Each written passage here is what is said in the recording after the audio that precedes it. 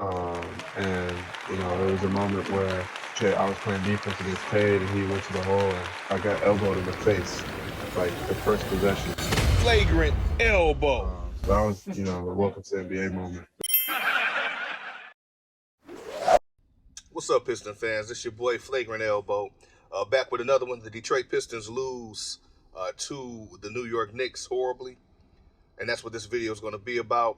I want to thank everybody for checking in and subscribing to the channel. Hit the like button. Takes a second to do that, and also hit the subscribe button if it's your first time joining us here on the channel. I think we're at like 634 subscribers right now, so I appreciate all of your support. Checking out the channel and just diving in. We're all taking this ride together to hopefully see our Pistons continue to improve. It looks like we're going to be heading for the lottery for next season, but in the meantime, we do want to see some competitive basketball. So that's all we're asking for this season, and watch some development from our players. A lot of players have been out because of injury. Last night was the first time to get the majority of our starting lineup back together, at least between they had Sadiq coming off the bench, but Beef Stew was out there, Bagley was out there together, and then Bojan Bogdanovic was out there together. So it was good to see those guys getting back out there playing together. But they weren't cohesive. Chemistry was off, and I feel that aided into the big, gigantic blowout that the Pistons suffered yesterday. So we're going to talk about this a little bit briefly. Not a whole lot to talk about, especially not a lot of good points to talk about other than those guys being back from injury. So don't forget to check out the link in the description for your merch. Anything brought, I will receive a commission off of, and it does help out the channel tremendously. So that helps out, and also, like I said before, hit the like button and also hit the subscribe button. Leave in the comments how you feel about this game too.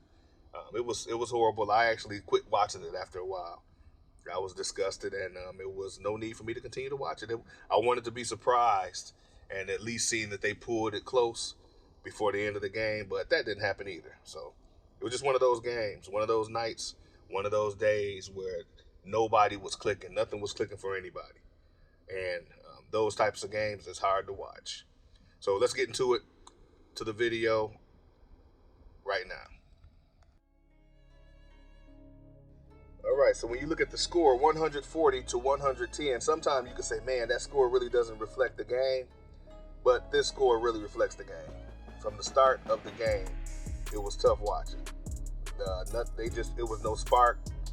The starters, they kind of looked like they act like they didn't even know who each other was out there. It was just an off game. Everybody was lethargic. Casey contributed that to maybe they're just tired from the West Coast trip, and this game can be related to that. So I don't know, but they lost every quarter. No spark at all. They tried to, except for the fourth quarter, they won by 1 point, but no spark at all from the team. And it was just bad. They allowed the Knicks to shoot 56% in their field goals, and 45%, 45.7, so 46% from three. Pistons only shot 33%. Pistons did get to the free throw line 20 times, but that still wasn't enough. Pistons have been leading the league in getting to the free throw line, so that's pretty cool. They did get 28 assists this game. New York got 31, and they got whooped on the rebounds. New York got 51, Pistons only got 30, and New York got 17 offensive rebounds to Detroit's 7 rebounds. Turnovers was pretty even. Steals was pretty even. Pistons did get 4 blocks. Points in the paint, they got beat by 18 points, 68 to 50. And the Pistons had 17 to 19 fouls. Stat-wise, it wasn't too bad. 33% from 3. May have shot too many threes. They didn't seem to be trying to take it to the basket as aggressively as I would have liked to see. But more importantly, the defensive intensity was not there at all. No defensive intensity whatsoever. And to me, that's what cost them the game. Just lethargic. And one thing about it, these last few games when the defensive intensity was high, you can expect that from bench players and third string players. When they get out there, sometimes garbage time or not, those players gonna go hard. They're gonna go hard all the time, and usually you can expect that from them. So us seeing the Pistons without their starters go hard like that was not too strange.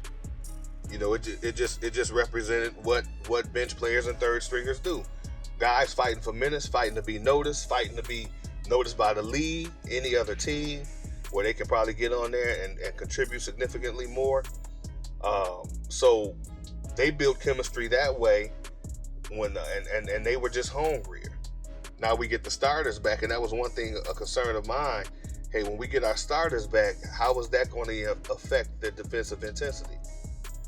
And I mean, I say that word all the time, but to me, that's huge. When you lack any team, period, star power or not, but definitely when you lack star power, defensive intensity is the way to even the odds. And I mean, we seen that with the Pistons in their championship runs. They didn't. Nobody on the Pistons team could you say was a bona fide superstar. We had some all-stars, defensive player of the year, but not bona fide stupid stars, superstars like that. But they still won. Everybody played their role, and they still won. And individually, they still got some success. And as a team, they got a lot of success. But defensive intensity was the name of the game. It was the name of the game. I remember the days watching Michael Curry, Corliss Williamson. Oh, that was tough to watch. I mean, sometimes we couldn't buy a basket. The scoring was low, but you kept the other team scoring low also. And that's how you stayed in the game. I think sometimes the Pistons, what I noticed yesterday, a lot of standing around by the three-point line, guys waiting to shoot threes. We are not a top-notch three-point shooting team.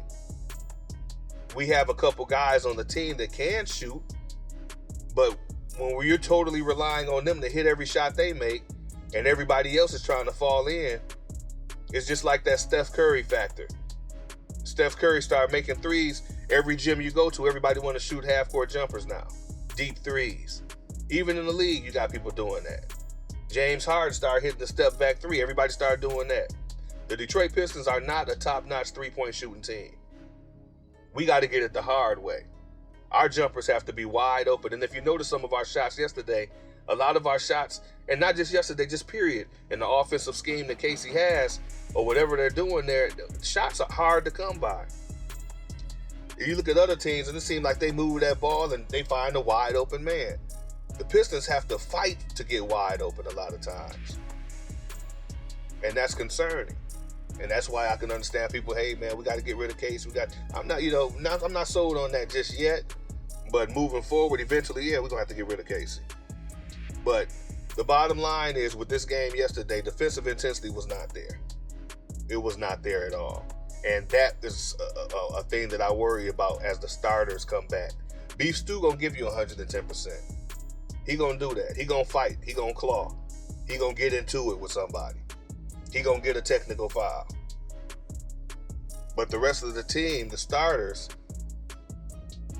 it's a little hard for them to have that defensive intensity. And then sometimes that rubs off on the bench when the bench comes in there. Now, it's a good game when the bench doesn't allow that to rub off on them. But you had your starters out there, and at one point, Casey pulled all 5 of them out. How do you have a team where all 5 of your starters get pulled out for the bench? Because the starters are not doing enough right now. No intensity, no urgency in the play.